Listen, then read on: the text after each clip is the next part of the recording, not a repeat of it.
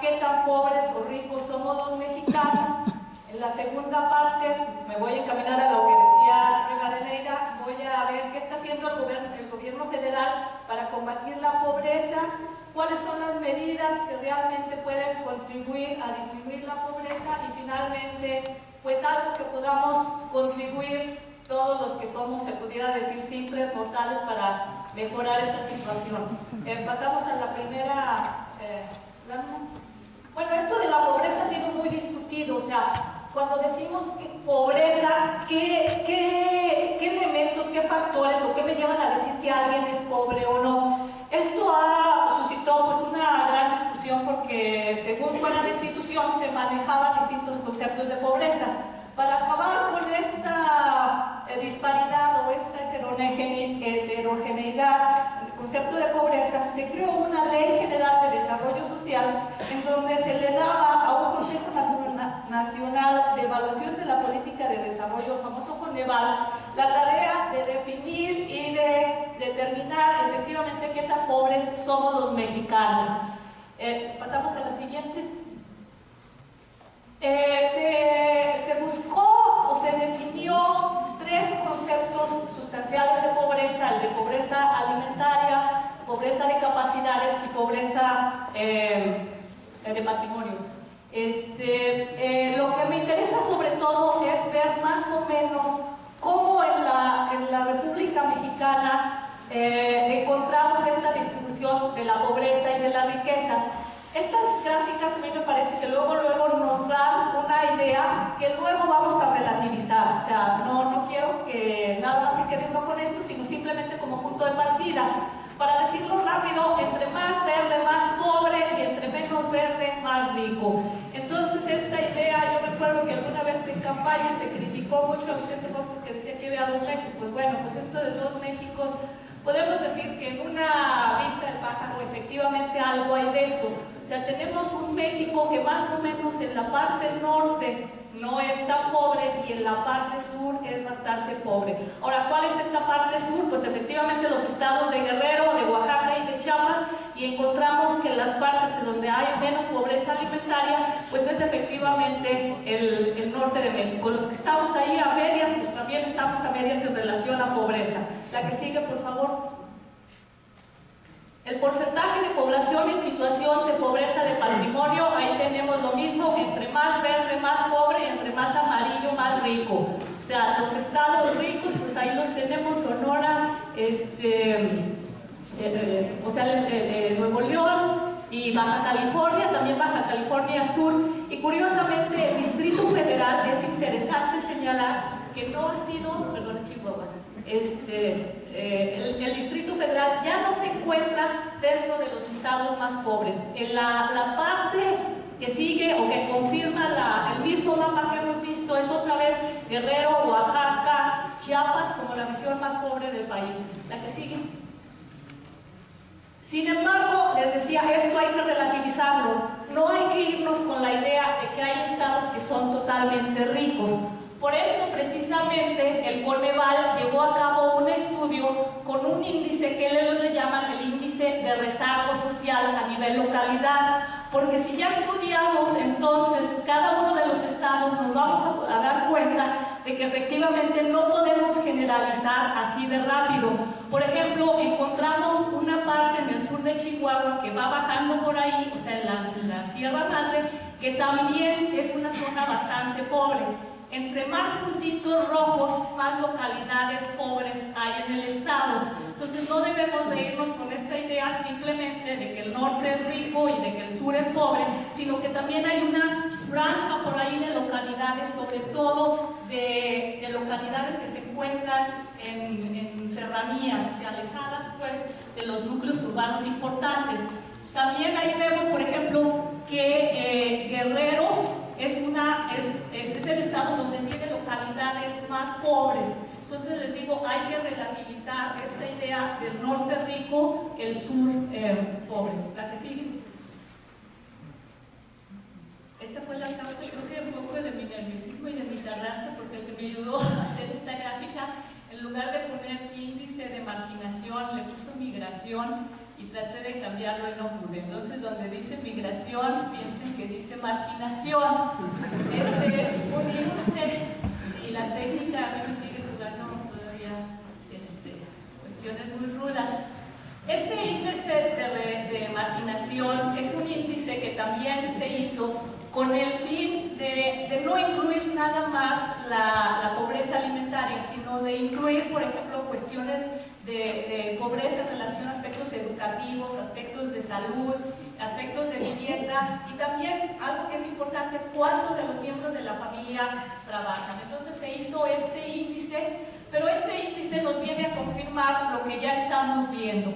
Aquí tenemos, entre más anaranjadito, más alto es el grado de marginación. O sea, volvemos a encontrar a Guerrero, Chiapas y Oaxaca como la zona más pobre del país. O sea, ahí tenemos una franja que definitivamente hay que atender cuando se trata de políticas públicas, y tenemos a los estados con muy grado bajo de marginación. Pues otra vez tenemos a Nuevo León, a Coahuila, a Baja California y, interesante, el Distrito Federal. ¿La que sigue? ¿La que sigue? Si comparamos, por ejemplo, esta gráfica, nos da una idea de las profundas desigualdades que existen en este país. Aquí tenemos una comparación entre el municipio más rico y más pobre del país. Tenemos, por ejemplo, el municipio más pobre, Cochuapa del Grande, ¿saben por qué será grande? De Guerrero, en donde tenemos la población, 75% de la población es analfabeta, 87% no tiene primaria, 93% ni drenaje ni servicios sanitarios, sin energía, cosa que uno dice, ¿cómo se puede vivir sin energía actualmente? El 60%, sin agua entumbada casi el 60%, y el 86% de la población percibe menos de 2 salarios mínimos.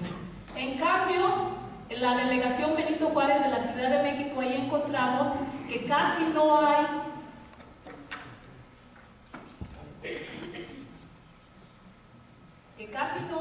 población analfabeta, o sea, muy reducida. Sin primaria también el índice es bastante bajo.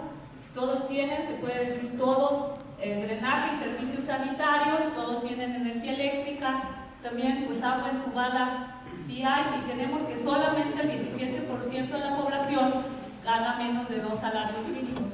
O sea, esto nos lleva a ver qué tan desiguales, qué tan inequitativo es este país. La que sigue. Somos una nación de contrastes. Hay un italiano que hizo un índice por ahí que se llama el índice de Gini.